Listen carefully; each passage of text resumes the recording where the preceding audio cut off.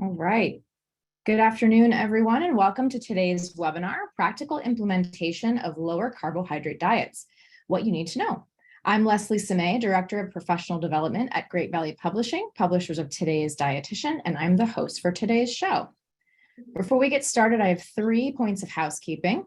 In order to claim your credit, as you know, you have to stay with us through the entire hour-long program. Second, at the end of the session, our presenters will be taking questions. If you have a question, please select the Q&A icon in the lower menu of Zoom and type your question to us. That's different than the chat feature, so make sure you select the Q&A option and we'll get our questions from there. And then finally, Simply Good Foods USA Inc. was approved by CDR to offer 1 CEU for this webinar. Simply Good Foods' vision is to lead the nutritional snacking movement with trusted brands like Atkins and Quest Nutrition that offer a variety of convenient and innovative, great tasting, better for you snacks and meal replacements. Their mission is to empower healthy lives through smart and satisfying nutrition. To learn more, visit thesimplygoodfoodscompany.com. Today's presenters have the following relevant disclosures to report. Jonathan Clinthorne, PhD, is an employee of Simply Good Foods, and Kristin Kirkpatrick, MSRD, is a consultant to Quest Nutrition, the practitioner on record for evitamins.com, a health coach for and stockholder of Prolon, and a former consultant to Biosense. Both presenters certify that no conflict of interest exists for this program. So let's get started then. Jonathan Clinthorne received his doctorate in human nutrition from Michigan State University for his work focusing on metabolism and immune function. He then completed his postdoctoral fellowship at the University of Colorado, Denver Anschutz Medical Campus, where he studied the interaction of diet, immunity, and the gut microbiota. Now, as the director of nutrition for Simply Good Foods, John's work is focused on sharing the numerous ways a low-carb or low-sugar lifestyle can promote everyday wellness. In addition, he's also responsible for managing relationships with researchers and healthcare professionals to help promote the clinical evidence demonstrating the benefits of low carbohydrate diets for managing obesity and diabetes. When not working, you can find John running, skiing, and biking in the mountains of Colorado. Kristin Kirkpatrick, MSRD, is the president of KAK Consulting, LLC, and a dietitian and consultant of wellness nutrition services at the Cleveland Clinic Wellness Institute in Cleveland, Ohio. She's a best-selling author, an experienced presenter, and an award-winning dietitian. The Huffington Post named Kristin one of the 35 diet and nutrition experts you need to follow on Twitter. In addition, Kristin is a featured expert on Cleveland Clinic's Health Essentials. In her free time, Kristin enjoys running, hiking, skiing, reading, and spending time with her husband, Andy, and her 2 sons, Jake and Bowden, and their dogs in their home outside of Denver, Colorado. And so with that, I'm pleased to turn it over now to Dr. John and Kristin. Welcome to you both.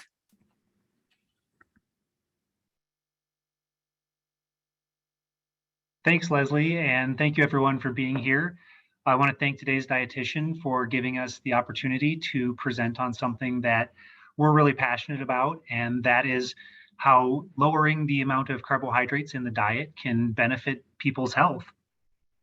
So here are our learning objectives for today. We're not going to go over these in detail, but we will save some time at the end for Q&A and look forward to seeing all your great questions. I like to start these webinars by covering some of the origins of lower carbohydrate approaches. They're often categorized as fad diets in the media, and I think it's really important to understand that they actually originated as forms of medical nutrition therapy. This year, actually, we just celebrated the 100-year anniversary of the use of the ketogenic diet for epilepsy management. And this was actually done by Dr. Russell Wilder at Mayo Clinic, where they had seen that fasting could actually help reduce seizures in patients with epilepsy, but they knew that people couldn't fast for significant lengths of time. In fact, they were looking for a dietary approach that mimicked fasting.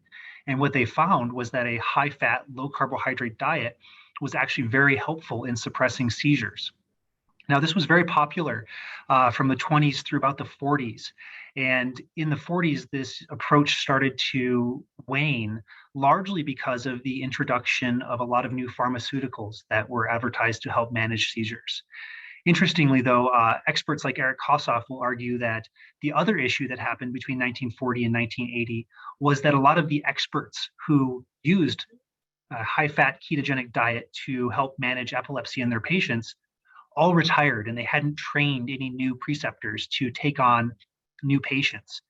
However, in the 1980s, we saw a resurgence in the use of ketogenic diets for managing epilepsy.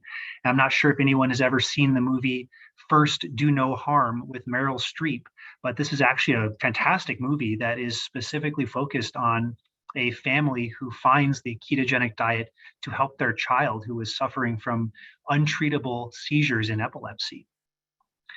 So we've actually gained quite a bit of worldwide acceptance now with the use of these ketogenic therapies. And Johns Hopkins is one of the leading institutions for this. If anyone is interested in learning more, they're always very happy to share information on how to use ketogenic diets as a form of epilepsy management. And then when it comes to other uses of lower carbohydrate diets, there's actually a good historical precedence for the use of lower carbohydrate diets for managing type 2 diabetes. So whether it was going back to the records of Frederick Allen in the 1915s when he was using low carbohydrate diets for his patients with diabetes, or even the old Joslin diabetes diet, which actually restricted carbohydrates quite significantly, there's a good historical precedence. And this sort of fell out of favor with the introduction of insulin, the discovery and introduction of insulin in the 1920s. So while it kind of fell out of favor, we're actually seeing a resurgence in interest in the use of low carbohydrate diets for these different conditions, largely, I think, driven by the fact that a lot of medications are known to be expensive and also have some unwanted side effects. What is really important, though, is that we also stop for a second and define what do we mean by low carbohydrate diets, because there isn't an actual standard definition, and you'll see all sorts of numbers being thrown around as far as what constitutes a lower carbohydrate approach.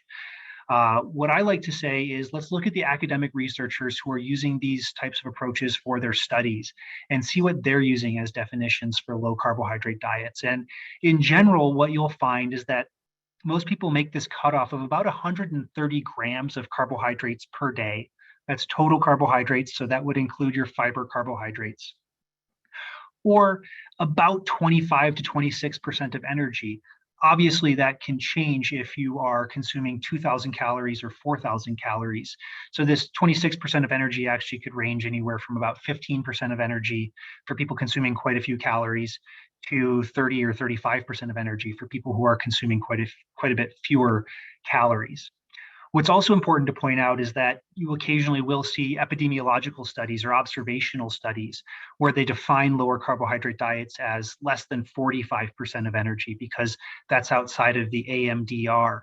And really, that's not a very good definition of low carb. It's not what's used for the randomized controlled trials very often. So I would really, anytime you're reading studies, looking at research around low carb diets, you see something in the media, the first question you should ask is, what level of carbohydrate restriction were they doing? And that will actually help you evaluate whether or not that was a well-conducted study, well-designed study. When it comes to low carbohydrate diets, it's obviously we're talking about carbohydrates, but we should probably talk about the other macronutrients that change when we follow a lower carbohydrate approach. So typically when you're removing calories from carbohydrates, you have to replace them with something else. And you're going to replace the majority of those calories with calories from fat. So most low carbohydrate approaches, most studies are finding participants are consuming at least 40% of their calories from fat, usually more like 50 or 60% of their calories from fat. While protein stays pretty consistent, doesn't really change when they go from a more standard diet to a lower carbohydrate diet, generally falling somewhere in the 20 to 35% range. What's interesting to me is that a lot of studies in the past have always just said, when they design the study, they say that, hey, we'll just restrict carbohydrates to less than 10% of energy, and they kind of leave it at that. But we're getting better and better in the research about publishing the data, including these other macronutrients, because it is really important when we're coaching patients to help give them guidelines for those other macronutrients so that they can do this as effectively as possible. One thing I do want to stress is that it's very important to get the right amount of protein when following a lower carbohydrate diet. We're not talking about necessarily a high protein diet, but I like to call it the optimal protein intake. And there's several reasons that we would want to have optimal protein intake. The first, and this could be specific for weight loss or weight maintenance, is that research indicates protein is the most satiating macronutrient on a per calorie basis. So calorie for calorie, protein is going to elicit the most feelings of satiety. It also really helps in these weight loss situations or weight maintenance situations that protein helps to maintain lean body mass when people are consuming fewer calories. So how do we give people protein recommendations? Well, healthy humans are generally going to be able to maintain lean body mass in this range of about 1.5 to 1.7 grams of protein per kilogram of reference body weight. And I have that reference body weight in quotes here because that's a very important term to understand. I'm not talking about goal body weight. I'm not talking about current body weight, but reference body weight is actually a way to look at how much lean mass should somebody be carrying based on their height. And this also has gender differences as well. So you can find charts on reference body weight, and you can use that chart then to use this equation of 1.5 to 1.75 grams of protein per kilogram body weight to actually determine how much protein a person should be consuming. Now, that's very abstract, so I always like to put some numbers to it.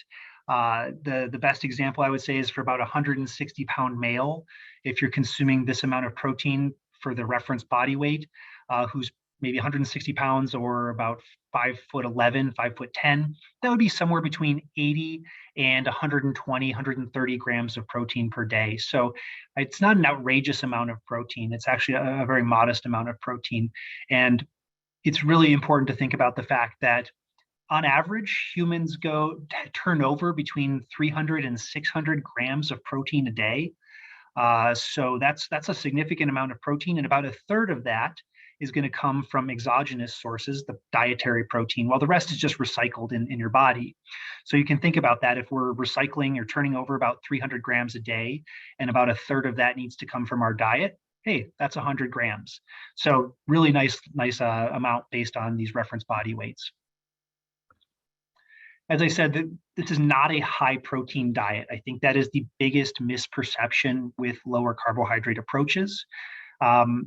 There's no standard definition of a higher protein diet, but you can look in the research and see what people generally define as high protein diets. And it tends to be greater than that 35% of energy that I was talking about earlier. So why don't we want to have necessarily a high protein diet? Well, there have been studies looking at the hormonal effects of low carbohydrate diets when they're either paired to high protein or optimal protein diets. And that higher level of protein, greater than 35%, was actually associated with decreased levels of testosterone, increased levels of cortisol, so specific in men, but showing that those higher levels of protein intake when carbohydrates are restricted may cause some negative hormonal effects. It's also really important to think about your protein intake if you're coaching someone or working with someone who's on a ketogenic diet, especially trying to elevate ketones for a therapeutic reason, because protein can stimulate a little bit of insulin as well as potentiate insulin signaling, meaning kind of the insulin that's present signals a little bit better or a little bit longer than usual. That can actually drive down ketone levels. So if you're ever working with someone who's struggling to get their ketone, their beta hydroxybutyrate levels into the range that you're going for, one of the first things to look at would be how much protein are they consuming, and maybe getting them closer to that 20% day or 20% level. There is kind of a misperception that high protein contributes to gluconeogenesis. Not really true, at least in healthy individuals. There's been studies done where people are put into kind of ideal gluconeogenic conditions where the body is primed to produce glucose from other substrates, and then fed protein, fed eggs, and they measure how much glucose is produced from the amino acids that were labeled in that food.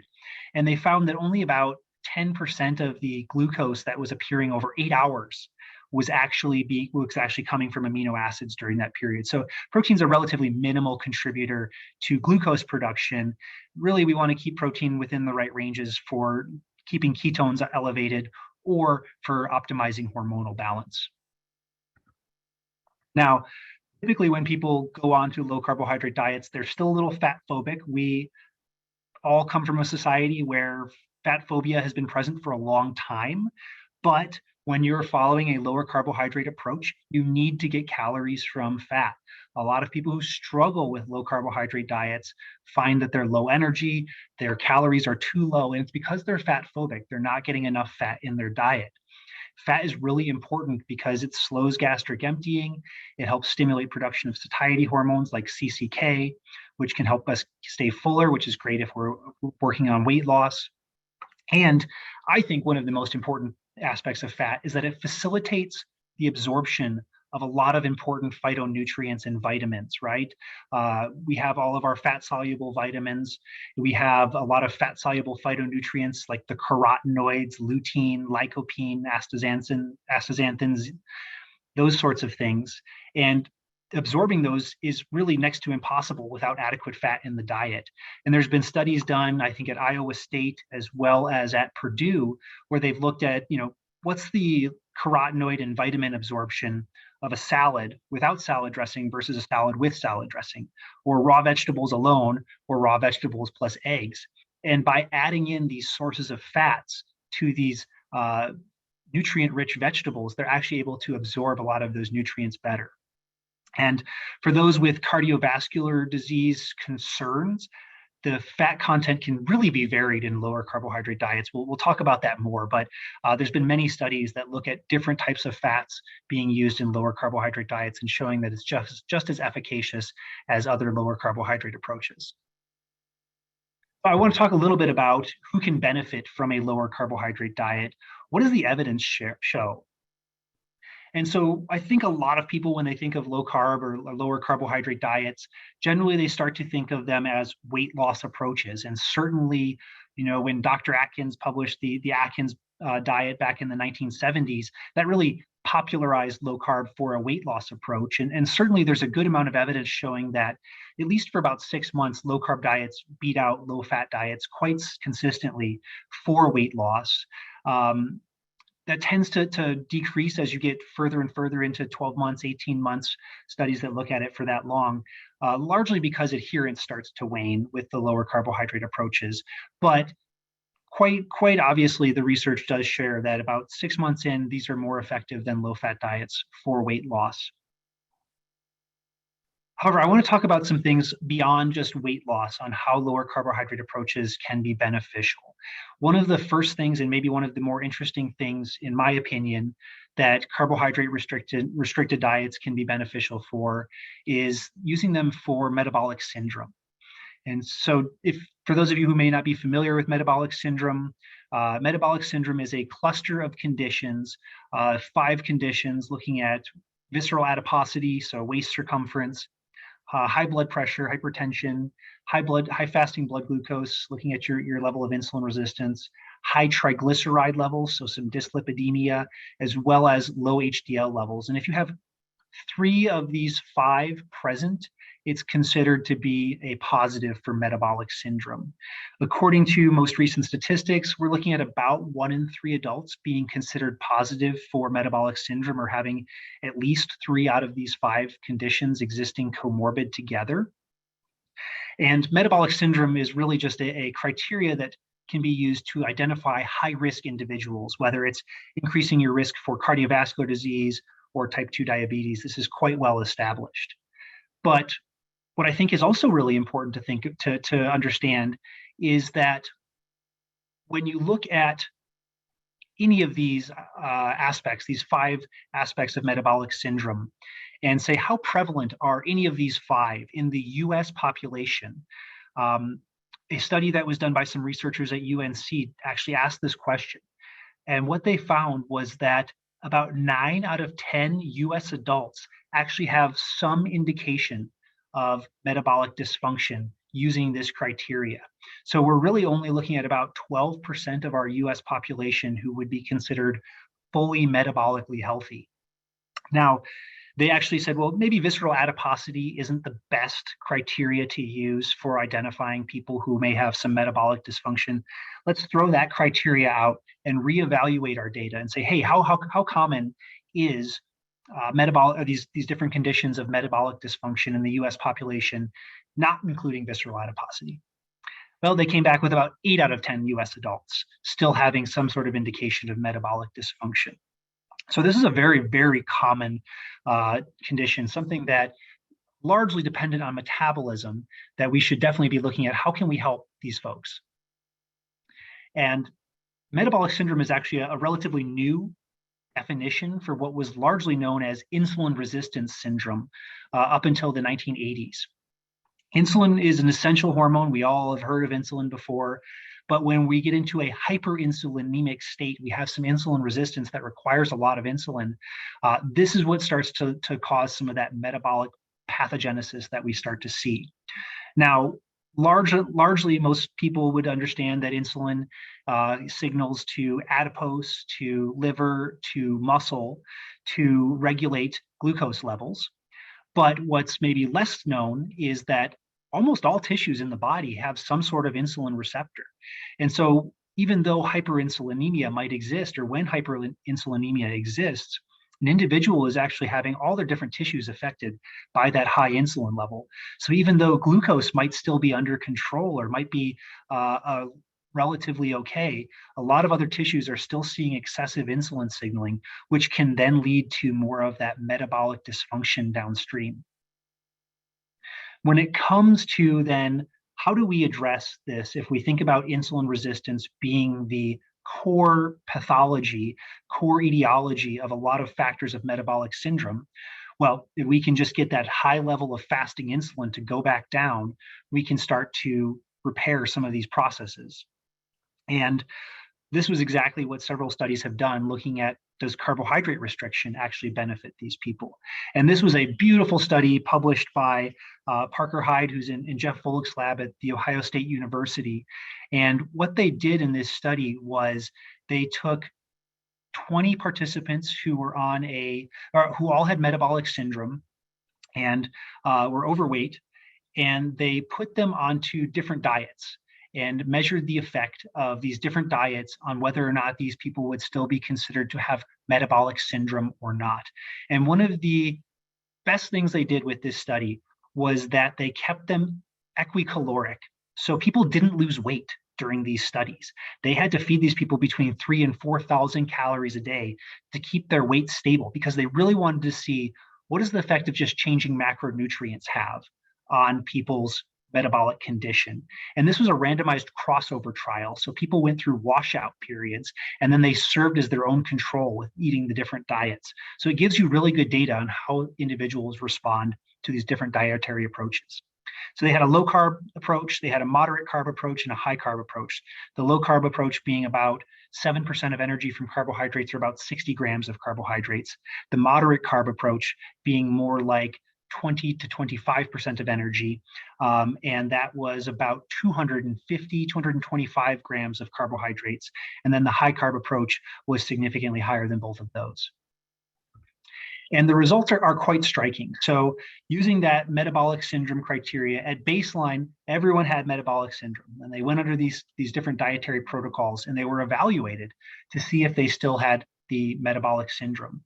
And what they found was that on the low carb approach, 9 people no longer qualified as having metabolic syndrome. So they no longer had at least 3 out of the 5 criteria being positive. And if you consider the fact that weight was kept stable during these, really we're looking at blood pressure, low HDL, high fasting glucose, and high triglycerides as being the major impacted factors. Some people even benefited from the moderate carbohydrate approach, fewer certainly, but some people benefited just from reducing carbohydrates to that 20% level. And then the higher carbohydrate approach really wasn't quite as effective for reversing metabolic syndrome in people who already had it present. I just thought this was a great study. They also looked at some factors related to LDL cholesterol and looking at small dense LDL and what different diets drove that. And I'll talk more about what small dense LDL is later. Now, another popular recent development has been the fact that lower carbohydrate diets are starting to be seen as a role for, or being seen as a tool for helping manage prediabetes and diabetes. And you probably don't need me to tell you this, but type 2 diabetes has become extremely prevalent in the US population. The latest CDC data that I could find was estimating about 15% of US adults have type 2 diabetes, with about 3.4% of those people actually being undiagnosed and not even knowing that they had it, which that's certainly something that's very frightening to me. And so that's about 130, 140 million American adults who have type 2 diabetes, something that we really could be benefiting from a healthcare perspective, from a economic perspective, is if we can get this number reduced just a little bit, we could do some really good stuff for society. So what does the research share around lower carbohydrate diets and what they can do for helping manage type 2 diabetes? This was a beautiful meta-analysis just published. This is hot off the presses for everyone. And what they did here was they looked at all different lower carbohydrate diets. They put them all into different buckets and evaluated whether or not there was more efficacy with different levels of carbohydrate restriction. And they found a really strong linear correlation. The greater the level of carbohydrate restriction, the lower HbA1c would go. And this was really robust. They had 50 different studies included this meta-analysis. And what's really fascinating to me is that 35 of these studies were done with populations who were exclusively obese and had type 2 diabetes, whereas 15 of these studies actually had mixed weight populations. So that's a really good cross-section of the population to look at for how prevalent this was.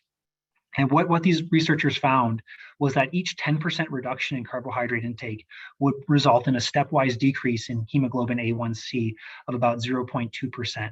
And so they really were quite adamant, and they used what's called grade methodology, which is a way of grading the evidence, and said, yeah, this is really high quality evidence showing that carbohydrate restriction can help benefit and help control type 2 diabetes, especially when we're looking at these different cardiometabolic risk factors like those that we're talking about with metabolic syndrome. All of this research has really been accumulating over the last, I don't know, 20 to 30 to 40 years. And it's starting to make its way into some of the major publications put out by healthcare organizations. So the 2022 American Diabetes Association Standards of Medical Care has identified that low carb and very low carbohydrate approaches are a form of medical nutrition therapy for people with type 2 diabetes.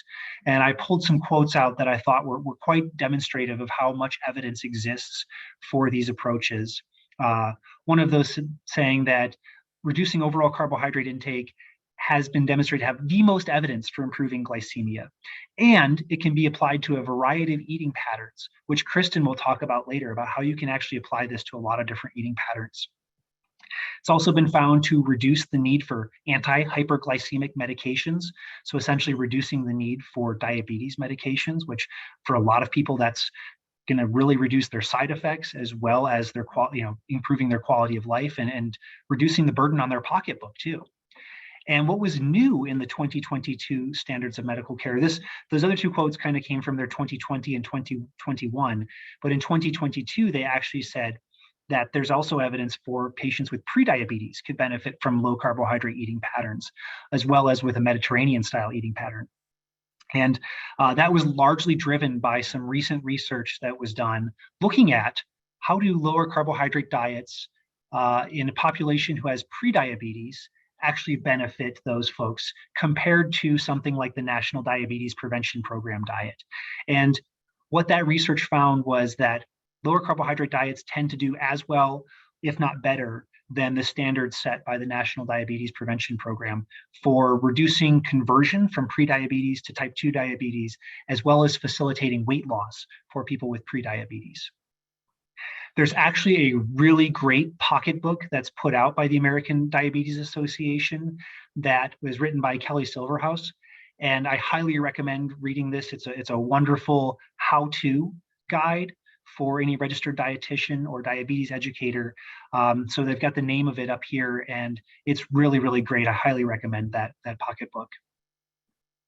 And actually in this pocketbook, they talk a little bit about what patients might actually benefit from being on a lower carbohydrate approach and who maybe you wouldn't recommend this to. And so the folks that they love to eat vegetables, they said, oh yeah, I could eat a huge salad, or I really like to have a grilled pork chop along with a side of big veggies. Those are folks who would really do well with a lower carbohydrate approach, having a strong support system so that they're not in social situations and being mocked for eating differently than their peers. People who may have said, I tried to reduce my calories, I tried to follow a different diet, but I was so hungry.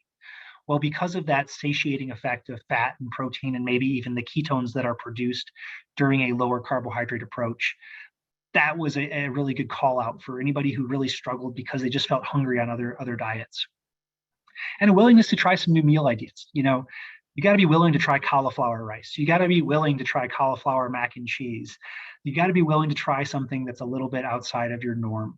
For those who may not be quite as successful would be the foods who said they would just feel deprived by cutting out carbohydrates significantly. If you have a preference for a vegan diet, probably not a great recommendation to encourage them to do a lower carbohydrate approach. It can be done, but it might not be quite the best person to recommend that to. And then if you have somebody who has a history of severe restricting binge eating disorders, that's probably also not a person who's going to do especially well with a lower carbohydrate approach. So again, I highly recommend this pamphlet, this guide for healthcare providers. It's very good and very comprehensive. Now, I talked about the American Diabetes Association's recent statement, but the American Heart Association actually put out their scientific statement around managing cardiovascular risk factors specific for adults with type 2 diabetes. And within this publication, they actually did recognize as well that lower carbohydrate diets, lower carbohydrate approaches, actually yield pretty good decreases in hemoglobin A1C, more weight loss, and use of fewer diabetes medications compared to those more moderate carbohydrate diets that would be generally lower fat diets. So they said for those who are unable to adhere to a calorie-restricted diet, a low carbohydrate diet actually would be a great tool to reduce hemoglobin A1C and triglycerides. They also talked about lowering triglycerides for people with diabetes. And while they didn't recommend a specific dietary approach, they did recommend a dietary pattern that would be lower in sugar sweetened beverages and processed carbohydrates, which for these more moderate 130 grams of carbohydrates a day, that's really the majority of things that are being cut out are your sugar sweetened beverages and very, very high carbohydrate processed carbohydrate foods. So definitely something that even you're starting to see trickle into statements by the American Heart Association. Now, one thing I always like to address when we're talking about lower carbohydrate approaches for people with type 2 diabetes is ketone levels. I used to teach medical nutrition therapy, and I used to teach a class around managing pH in patients. And one of the things we always talked about was ketoacidosis, diabetic ketoacidosis. So nutritional ketosis, which is what occurs when you're on a high-fat, lower carbohydrate diet, is distinctly different than ketoacidosis.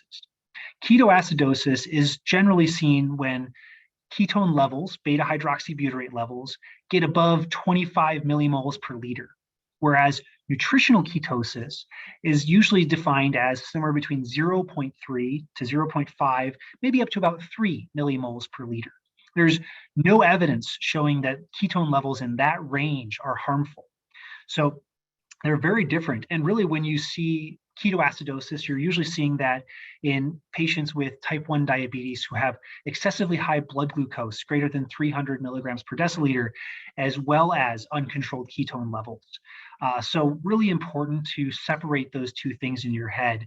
The only time you really would see ketoacidosis in a patient with a lower carbohydrate diet might be a type 2 diabetic who's taking SGLT2 inhibitors. So it's very important to review medications if you're on a lower carbohydrate diet with your healthcare provider so that you can make sure that you've adjusted medications properly. And there's quite a few papers out there showing how to adjust medications. So this is starting to become well known. I also want to talk a little bit about lower carbohydrate approaches and cardiovascular disease markers, because this is always something that comes up when we talk about lower carbohydrate approaches. So we can talk generally about cardiometabolic markers because I think this is a great place to start the conversation. Number one, if you look at the effects of these lower carbohydrate approaches and looking at lipoproteins, HDL almost consistently is going to go up on lower carbohydrate approaches, driven by the increase in fat intake and saturated fat intake. Also, you'll see that large, fluffy LDL particles will increase, and small, dense LDL will either not change or in other cases may even go down. And that is because, and I'll demonstrate this pathway later, carbohydrate is really what drives what's known as small, dense LDL. So by reducing the amount of carbohydrates that you're consuming, LDL, small, dense LDLs are not being produced anymore, which are considered to be the more atherogenic form of LDL. Next is triglycerides. Triglyceride particles. We've all gone and gotten our physical and gotten our lipid panel back and looked at our triglyceride levels. And across the board, uniformly, what you see on studies with lower carbohydrate diets is that triglyceride levels drop significantly, usually 20, 30, 50 milligrams per deciliter when you look at the research.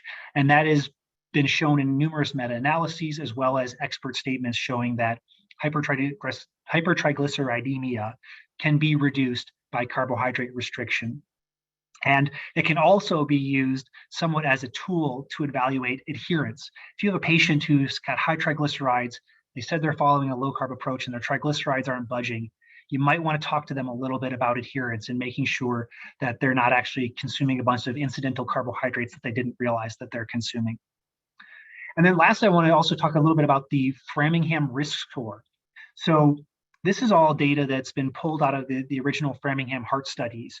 And instead of looking at a single cardiovascular disease risk marker, here you actually look at many different risk markers and how, when you look at them all combined, you take a kind of holistic look at that person's health, you can see how likely they are to have a cardiovascular disease incident in the next 10 years. It's a 10-year predictor of cardiovascular disease risk. And so what this score accounts for is age, sex, dyslipidemia, hypertension, smoking, and total cholesterol. And so you take all those factors, because we know all those factors play into whether or not someone's going to have heart disease. And there's actually great online calculators. If anyone's ever interested, just type in Framingham risk score calculator. You'll get at least 3 or 4 of them pop up that are free to use. And you can put these numbers in and evaluate your risk score. And what you see when people are on lower carbohydrate diets, this came out of Lydia Bazzano's study back in 2014, they found that people had a greater decrease in their overall cardiovascular disease risk score when they were on that lower carbohydrate diet compared to when they were on that low fat diet. So again, it's important not to focus on a single marker, but rather look at that holistic picture of a person's health. I do want to talk a little bit about saturated fat, since we are on the topic of cardiovascular disease. I think the concept that saturated fat is bad for our heart health has been ingrained in us. And it's a dogmatic shift for a lot of people to say, maybe it's not saturated fat that should be so focused on, but rather foods, right? To consider that a hot dog might have a different cardiovascular effect than dark chocolate, even though dark chocolate has a lot more saturated fat in it than a hot dog would, can be a paradigm shift. But there's a significant amount of research showing that things like fermented dairy products, dark chocolate, even eggs actually could have some health benefits and be protective or be cardiovascular neutral as far as risk goes. And largely that's because food is complex. We shouldn't focus on these single nutrients. Rather, we should focus on having really good, high quality diets. So you should be thinking about the phytonutrients, the prebiotics, the probiotics, the phospholipids that are all in our foods. And really, how does that influence an individual's health? And then make some individual variations. If somebody does have really, really high LDL levels, they do need to start looking at their saturated fat. And maybe if they want to do low carb, they do a higher unsaturated fat, lower carbohydrate approach. But it's just really, really important to take a step back and think about the food rather than a single nutrient approach.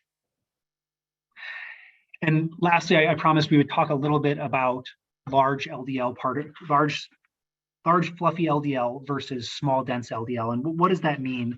Last time Kristin and I taught a webinar similar to this, we actually had quite a few questions about this. So LDL is kind of a heterogeneous group of lipoproteins. I know we kind of think of it as a single lipoprotein, single type of cholesterol particle, but really it's a subfamily. There's multiple types of LDL particles. And different LDL particles have different impacts on cardiovascular disease risk. So it's important to understand that just because you have LDL, you're not actually looking at that whole picture. So when you look at heart disease patients, they actually have more often small dense LDL.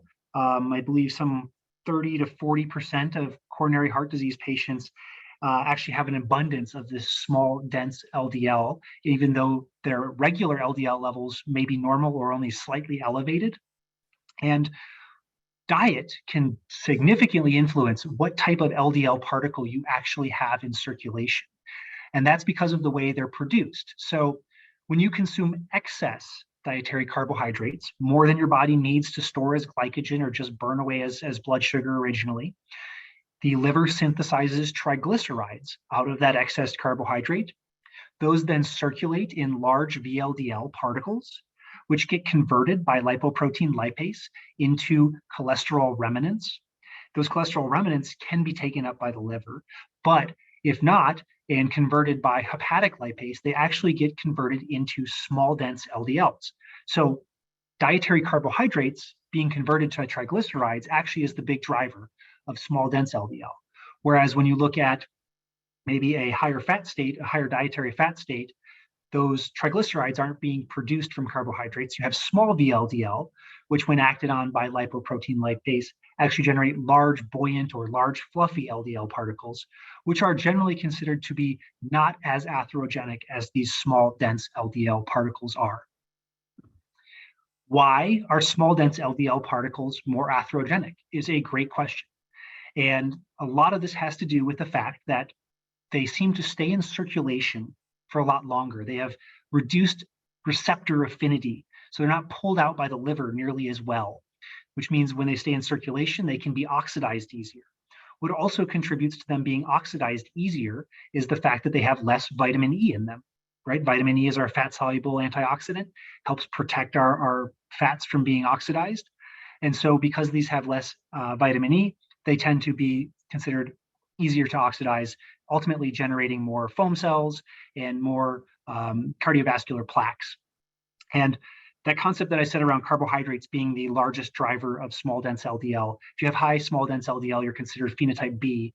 And you can see this is pulled directly out of a paper, looking at that linear, really strong linear correlation between the amount of carbohydrate in someone's diet and the likelihood that they have pattern phenotype B. So really important to understand. So just looking at LDL may not be the best way to look at someone's overall cardiovascular disease risk.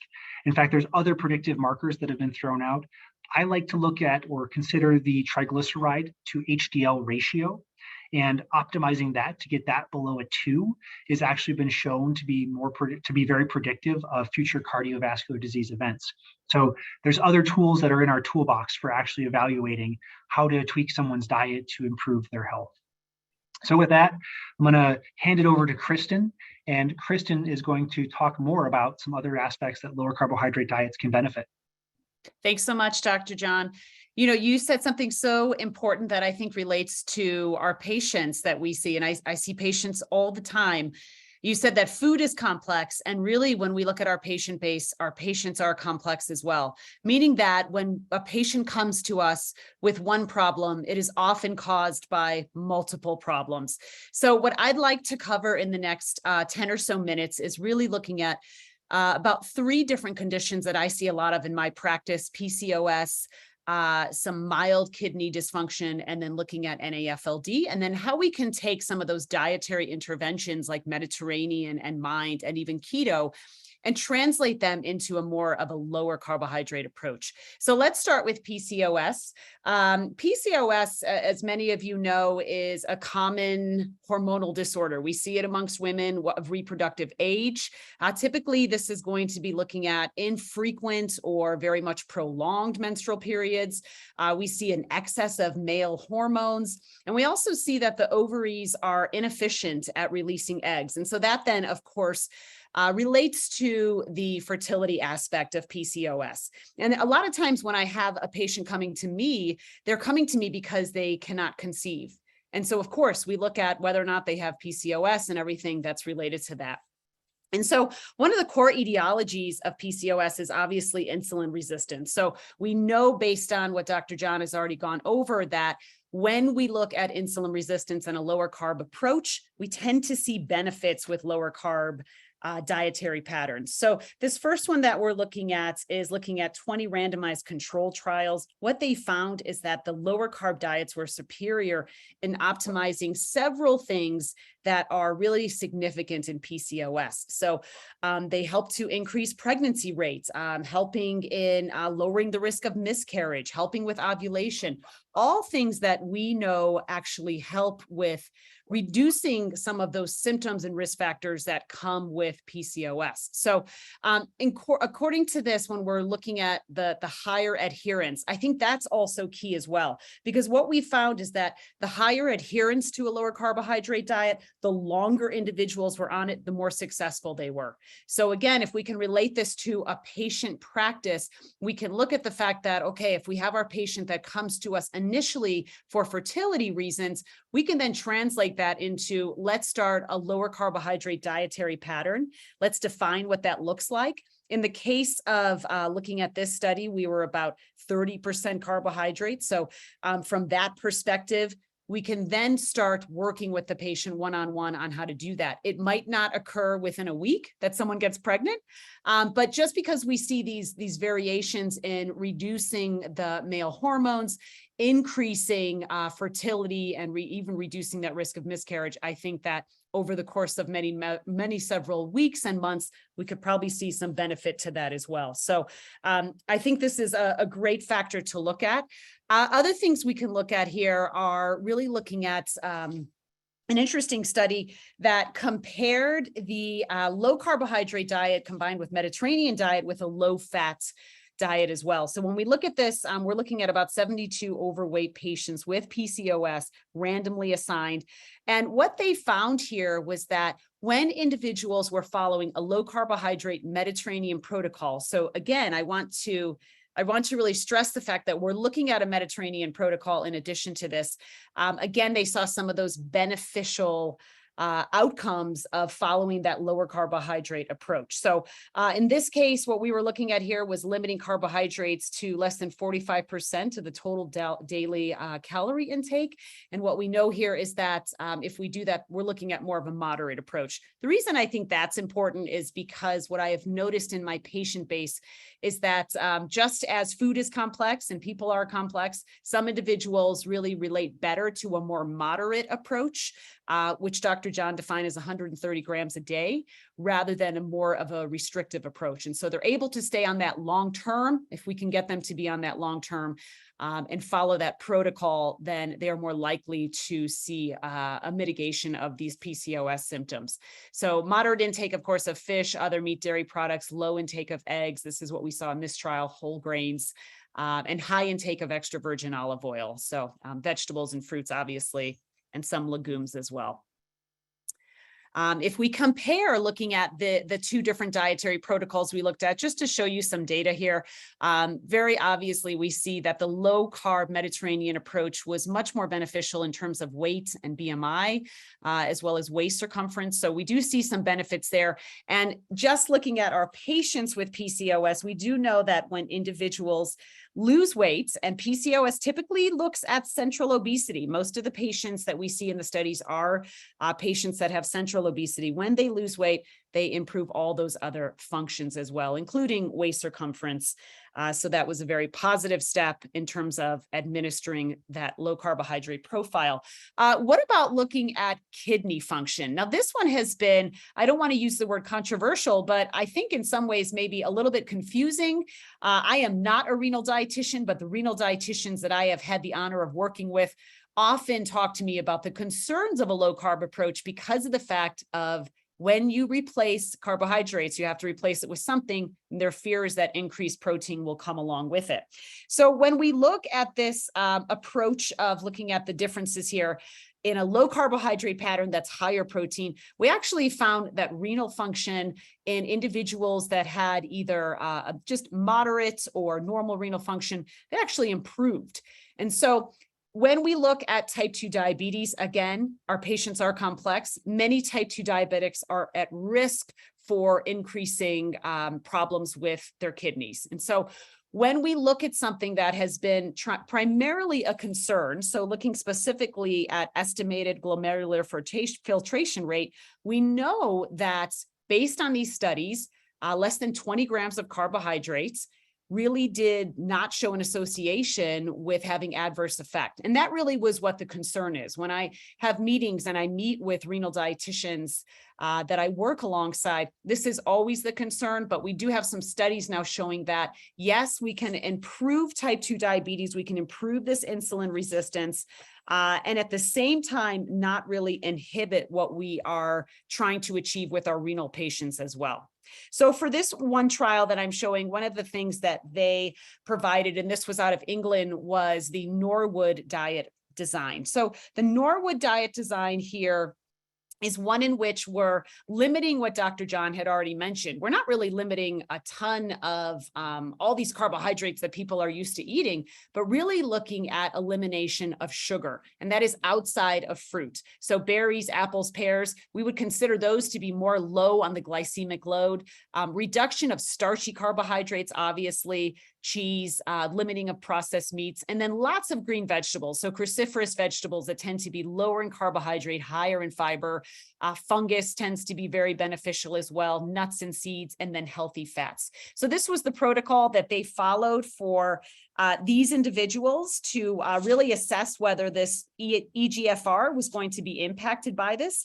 And they followed these individuals for quite a long time. They followed them for about 30 months. For about 143 patients. So we do have some benefits that we can look at there. Clearly, we need more studies, but I think this is a step in the right direction when we're trying to assess this. The liver is my absolute favorite organ, and I do think that it is the one that we are most abusing. Now, similar to, I would say, of course, type 2 diabetes, PCOS, the incidence of what we see with type 2 diabetic, diagnosed and undiagnosed, is falling very much in line with the incidence of non-alcoholic fatty liver disease. Non-alcoholic fatty liver disease is very clearly a disease where we are looking at a severe impact of insulin resistance and influx of lipids that are exceeding the hepatic disposal ability. And so what we know is that we have about 4 different stages of NAFLD. The first 3 stages are reversible. Often these are also stages where no symptoms may occur.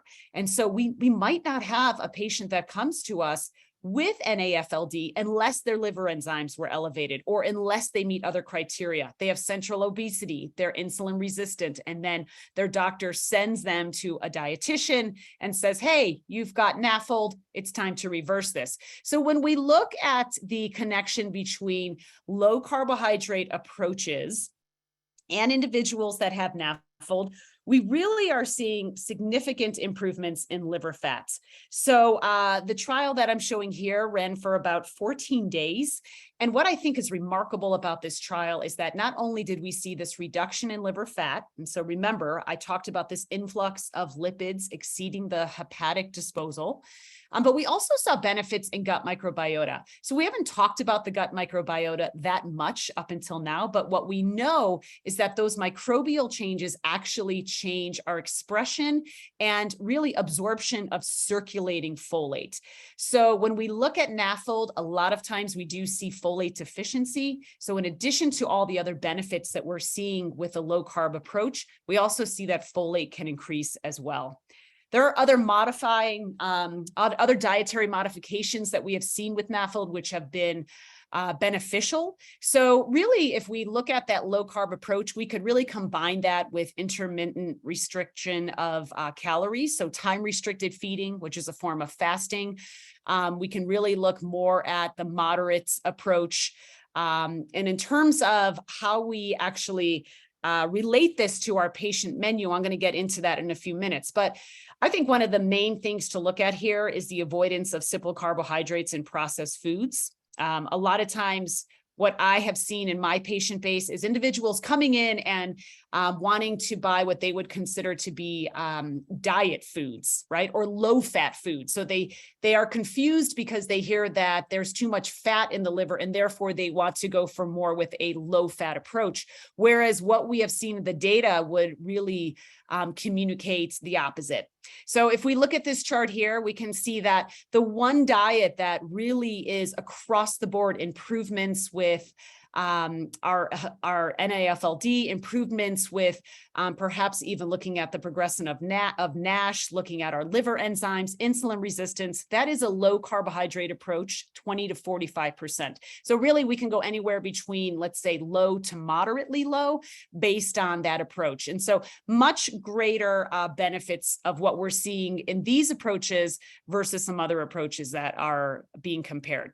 So lastly, I'd like to look at some of those adaptations that we talked about. So first of all, let's look at the adaptations of keto. So when we're looking at a patient with keto, there's a lot of positive studies on keto, and Dr. John related that earlier in this presentation, but we really want to focus on what are some of the plant-forward thinking that we can relate here. I wrote an article once on how to do keto from a vegetarian aspect, and as Dr. John mentioned, it's not easy, but it's also not impossible. So really focusing on high intake of cruciferous vegetables, really looking at that wild fatty fish, skinless poultry. These are things that are not going to contribute to obviously to a plant-based because it's fish and poultry, but it's a great way to get their protein. Nuts and seeds, fermented dairy is another great example, or simply just focusing on the fiber. So if someone does not want to have dairy, they want to be more plant-centered, they could focus on fiber from cruciferous vegetables, nuts and seeds. And then we know that fiber plays a very large role in the ability to have a healthy gut microbiome. What about the Mediterranean approach? So Mediterranean approach, very similar here. So obviously the cruciferous vegetables are going to fit in very well. In terms of beans and legumes, I would say here we're looking at portion and we're looking at that net carb approach. So many of my patients have found a lot of benefits with looking at bean-based pastas, because of the fact that their protein content is higher and their fiber is higher. So when we take that fiber and reduce it from the total carbohydrate, they're actually consuming more of a lower carbohydrate approach. So because beans and legumes are so incredibly high in fiber, they could add that into a moderate to low carb approach that's Mediterranean. But they might want to look at portion and how that fits within the rest of their diet throughout the day. Loaded glycemic index fruits and vegetables. So we've already gone over these: berries, stone fruits, apples, pears. Those are all going to be great options. And then when we're thinking about grains, maybe switch from a whole grain pasta that is a grain that has been altered into a pasta into something like an intact grain. So an intact grain is a grain that hasn't been altered in any way, shape, or form, tends to have more fiber, more protein, and of course, because of the fiber, brings down that net carb approach. What about the MIND diet? So the MIND diet is a combination of DASH and Mediterranean. So we know that this is the Mediterranean DASH intervention for neurodegenerative delay. Anything that is going to benefit the brain will benefit the liver, will benefit the heart, will benefit everything. Even looking at what Dr. John was saying about insulin and looking at the uptake of it with all the tissues. So the MIND diet has the greatest data in terms of the prevention of Alzheimer's and dementia and really cognitive decline. So if we want to take a lower carbohydrate approach here, it's going to be very similar to Mediterranean. Lots and lots of green leafy vegetables. In fact, that is the first standing point of the MIND diet. There's about 15 components to it, and that one is listed as number one. A small amount of berries, so maybe 1 to 2 handfuls, depending on if you're going to go low or moderate, and then abundant healthy fats, lean sources of protein. All of these things fit within the MIND diet approach.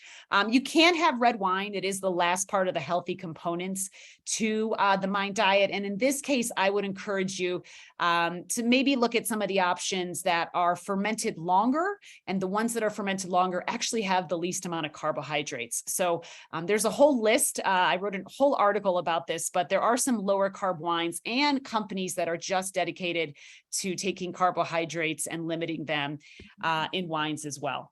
At this point, I will turn it back over to Dr. John to do our conclusion. Yeah, thank you, Kristin. Fantastic stuff. I think to conclude, we would just say, look, there has been quite a shift in the way that people view lower carbohydrate approaches in the last decade or so. It has really become more acceptable as a form of medical nutrition therapy. It can be adaptable to just about any dietary preference a person has, and it's supported by a lot of clinical research. as well as biochemical research that supports the mechanism and efficacy of how this is working. You can definitely personalize these approaches. You don't always have to go very low carbohydrate, very, very low carbohydrate. You can still see a benefit.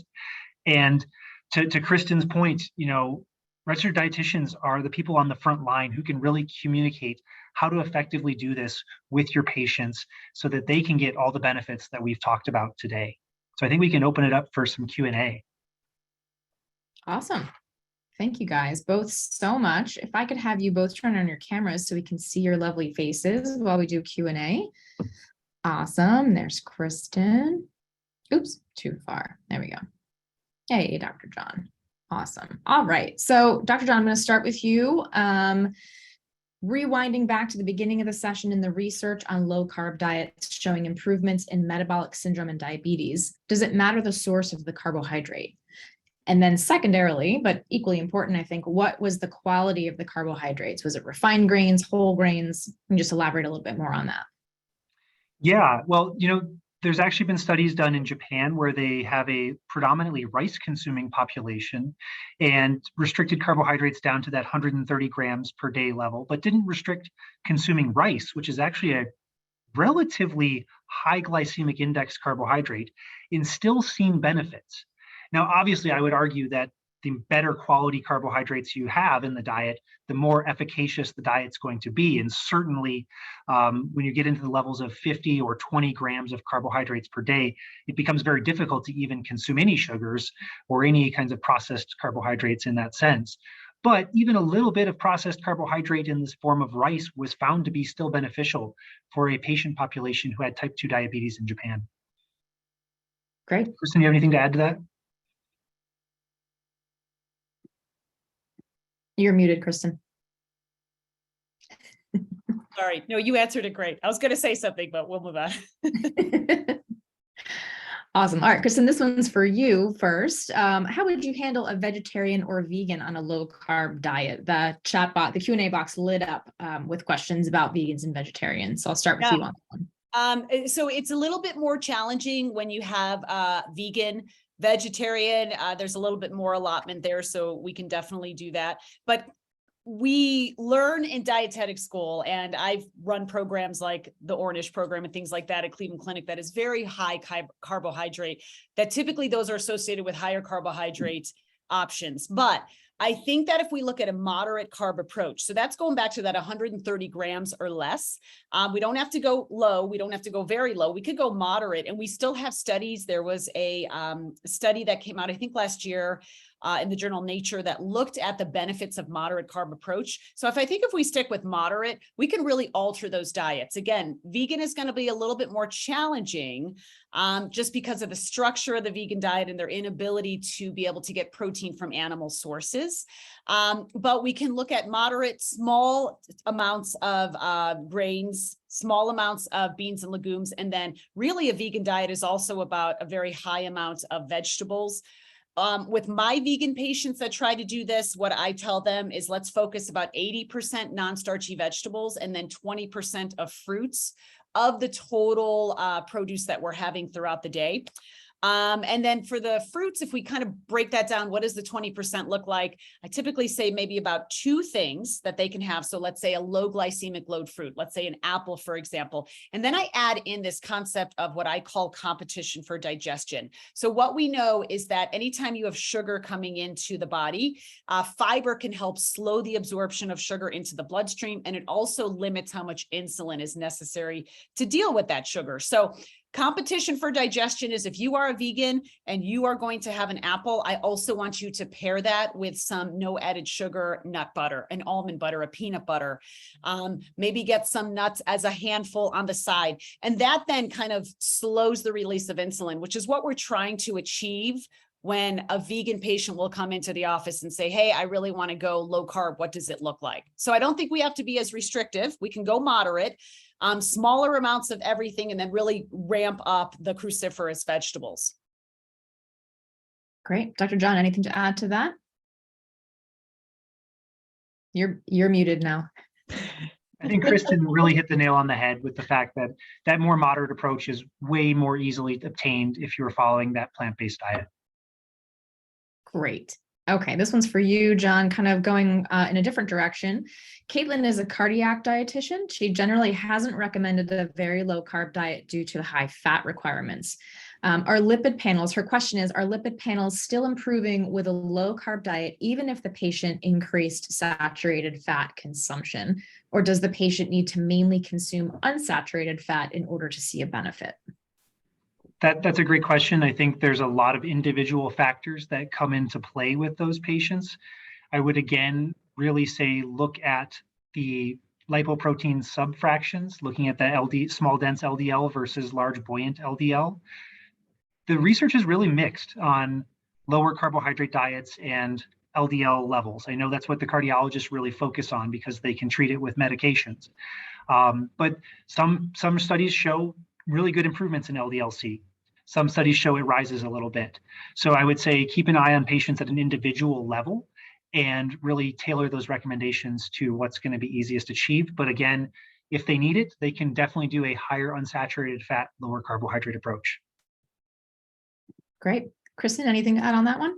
No, I think, that makes a lot of sense. And especially with the data that Dr. John showed, just interesting to look at how I think in a lot of ways with cardiac, and I've seen this with some of the dietitians I've worked with as well, it can be challenging because of that saturated fat approach. But again, if we can look directly at the impact on insulin, we can actually really improve. In fact, some of the studies that I talked about, there were improvements in cardiovascular risk factors as well. So we can see an improvement with that simply by taking down the insulin resistance that might come alongside a risk factor for cardiac disease to begin with. Awesome. All right, let's do one more really quickly. I think this will hit home for a handful, well, hopefully all of our audience, but one participant said she has a hard time with long-term adherence to low carb diets. Any tips? She was asking specifically for the outpatient setting, but I think in general, any tips to keep this going and see the good results coming in? I can tell you what I told my patients is I see patients across the board who can become obsessive about calorie counting or getting enough protein, right? We can see that as practitioners all the time. So long-term adherence, I always like to start with really kind of honing in on their why. Number one, why do they want to follow a low carb diet to begin with? What are some of the health benefits of what they want to achieve? And reminding them of what those benefits are. And also reminding them that there could be a Friday night where they're going to go out and get a burger and there's going to be a white refined bun on that burger. So I think if we're looking at a moderate approach, we have to be realistic that when we look at the studies are more controlled. Humans are not as controlled for the most part. And so it's not that we have that white bun on a Friday night that's going to really do us in. It's when we make that a regular thing. So I think kind of looking at what our goals are and then determining, okay, I really love this. When can I have this and how often and what amounts? I want to keep that in my diet. As a dietitian, I've got over 20 years of practice. And I can tell you the one thing that makes people stop a diet is restriction and taking away things that they love. So I think finding alternatives to those things that they love is key, but also knowing that every once in a while, we're human, we're not perfect, and we're going to fail at certain things. We need to get back on the wagon. And that actually helps with sustainability long-term. Great. Dr. John, anything to add on that? Yeah, I always go back to what does the clinical research show? And what to me is very fascinating is that even though more severe restriction seems to be more efficacious for benefiting health conditions, moderate restriction seems to be easier to adhere to, and you still see benefits. So I think it's really important to weigh that and say, do you need immediate benefits? Let's go more severe. If you're looking for that long-term lifestyle benefit, even that moderate restriction is going to improve your health. And the research shows it's easier to adhere to. Wonderful. Well, thank you both so much. I know we're over time, so I appreciate everyone's hanging on and listening to a great Q&A. But I want to pause and give you a chance to say thank you. We were so glad to have you here. There was a lot of excitement about the presentation, and we appreciate your expertise on the topic. Thank you so much, Leslie. Thank you, Leslie. Absolutely. And as we always do at this point, let's talk about what's coming up next. Vicki Rotellany is going to join us next week, Tuesday, August 30th, for Food as Lifestyle Medicine for Hormonal Health. She's going to take an evidence-based dive into the wonderful world of hormones and how food, among other factors, lifestyle factors, can affect the harmonious functioning of our hormones for the better. Register today at ce.todaysdietitian.com/hormonal health. And here are your credit claiming instructions. Go ahead and complete the evaluation to claim your credit. The instructions are also included on the last slide of your handout, which were emailed earlier today. If you did not receive the email, or maybe it went to junk, when you go to claim credit, you can download the handouts at the same time once you complete that evaluation. And so with that, we've come to the end of the hour. Thank you both so much for joining us. Thanks everyone for dialing in, and have a wonderful afternoon.